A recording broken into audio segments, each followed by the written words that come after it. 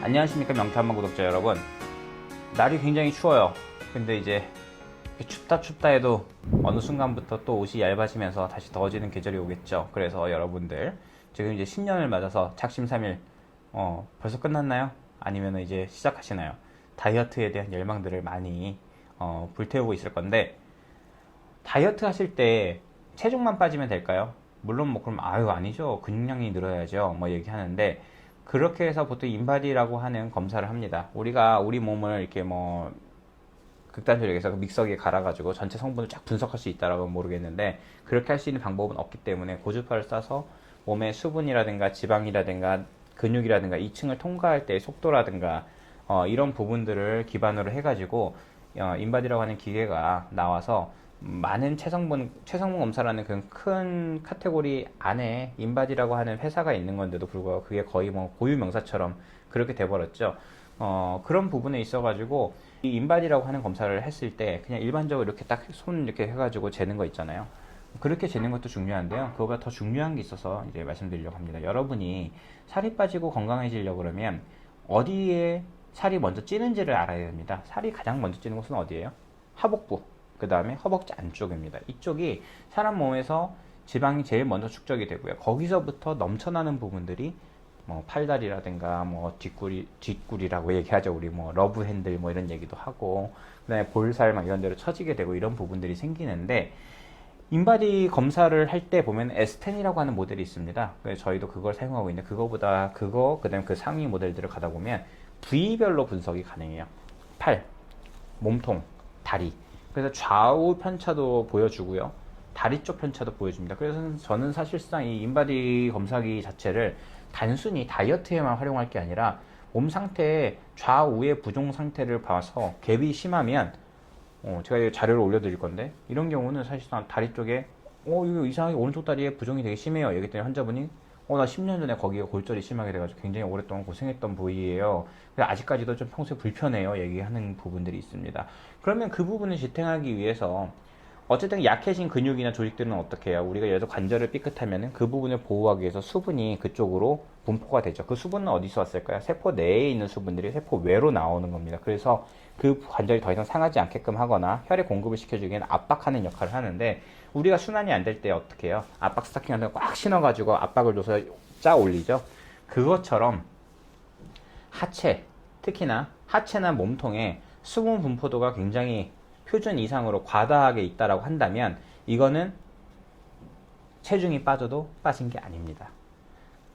만약에 체중이 빠지는 과정에서 그런 검사 결과가 나왔다고 한다면, 여기 이렇게 보여드릴 거예요, 사진으로.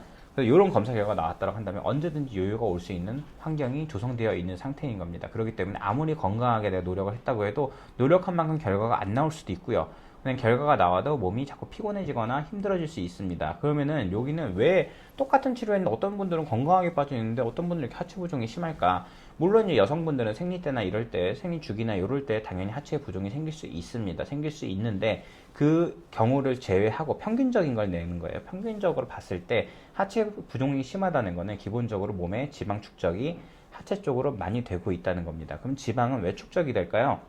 몸에 당분들이 많이 떠돌아 다니거나 아니면 체내에 중금속들이 많거나 그런 노폐물들이 많게 되면요, 지방이라는 것 자체가 콜레스테롤로서 혈중으로 녹아 나옵니다. 혈중으로 녹아 나서 그 염증을 일으킬 수 있는 혈당이라든가 중금속이라는 노폐물들을 끌어다가 폐기물 저장 창고인 아랫배나 허벅지 안쪽으로 저장을 하는 겁니다. 그렇기 때문에 결국에는 하복부 쪽이나 이쪽이 안 빠져요. 그거 안 빼고 나서 팔만, 여기만 전 빼고 싶어요. 저는 여기만 빼고 싶어요. 불가능한 얘기입니다. 그 부분에서만 빼는 건 일시적으로는 어느 정도 슬림하게 해줄 수는 있을지 몰라도 기본적으로 다시 또 찌게 됩니다. 결국에는 가장 중요한, 우리가 그죠, 전쟁 이야기할 때 원점 타격 이런 얘기 하잖아요.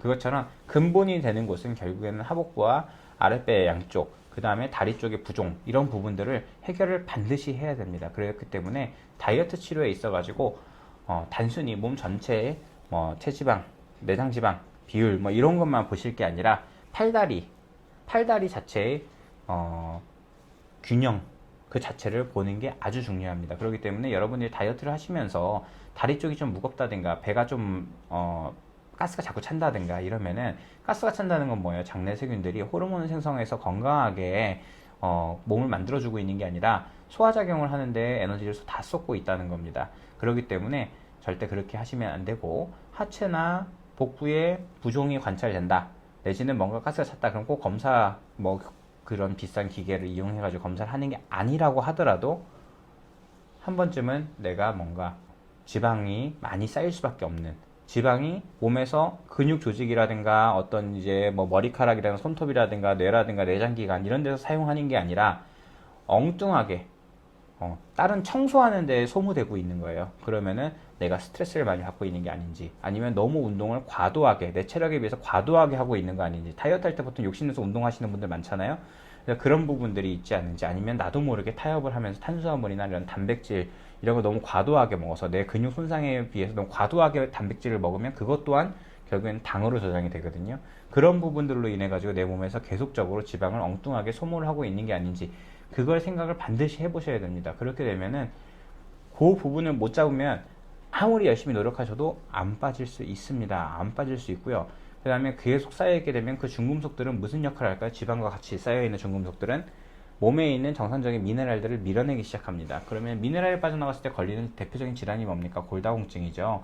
여러분들 뭐 다이어트를 하시는 분들이 20, 30대에 미모, 그러니까 어떤 외모를 아름답게 가꾸고 싶어 하는 그런 여성분들도 있겠으나, 그렇지 않고 40, 50대 내지는 60대가 돼서 기본적으로 건강하기 위해서 하시는 분들도 많잖아요. 근데 건강하게 하기 위해서 했는데 이런 이제 미네랄이 빠져나간다? 그러면 이거는 더 치명적인 결과로 보여질 수가 있기 때문에, 가능하면 내 몸의 부종 상태를 꼭 확인하시고 그 부종 상태가 잡히는 방향으로 음식부터 시작해가지고 다시 재조정을 하셔야 됩니다.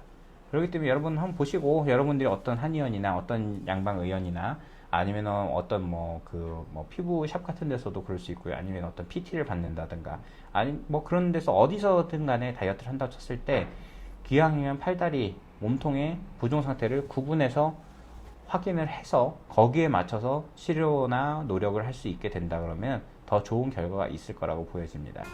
구독, 좋아요, 알림 설정 부탁드립니다.